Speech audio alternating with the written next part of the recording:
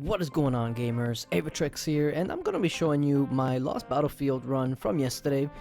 So basically, what I'm doing to get as many points as I want is I am waiting till the last possible few minutes of the day to get the maximum amount of points, because what ends up happening is that I'm matched up against people that have usually already have done their runs, and then therefore they have a lot more points than me, which basically makes my wins are actually worth more the later I do it in the day, just because there's a higher chance to go up against somebody that has done their full runs.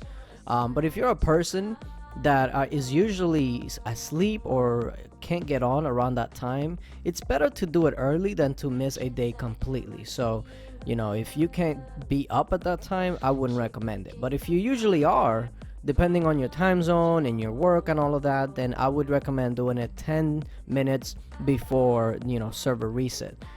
But I would also recommend putting up an alarm. That way you don't space out and forget, because even though I have an alarm, I still forget sometimes. I don't know why, but I've actually been trying this team out. I do like it, although I have run into some issues with some specific teams. But what I want to try and do is actually change up my team just completely and try something new.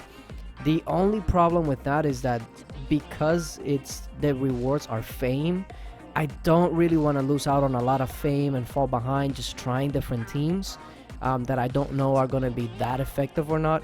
So what I will probably do is try to figure out when are the days that I usually go up against the weaker opponents and try those teams out then. Which usually it's around Fridays. Fridays is around the time that I usually get matched up with people 100 and 200 points below me. But this was Friday, and I actually got some very tough competition on that day. So it might not be the best idea. You know, some of these matches, one proc goes the other way and you lose. It's down to that. Especially when you're going up against people that have the same type of heroes, maxed out heroes and double evolutions as you. The team makes a huge difference on how it's placed, what heroes are with what heroes, and that makes the world of difference. So if you see that you have two teams that are really powerful and then another team that just never wins, you might want to actually balance those teams out just a little bit.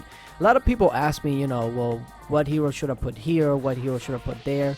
I really can't answer that because, first of all, I don't know their talents, I don't know their skill level, I don't know their crests.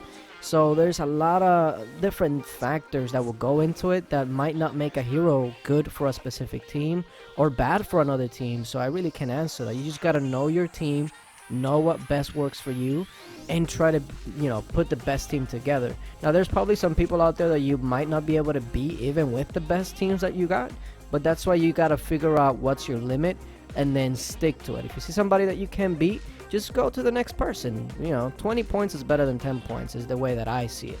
But yeah, thank you guys for watching, and until later, bye.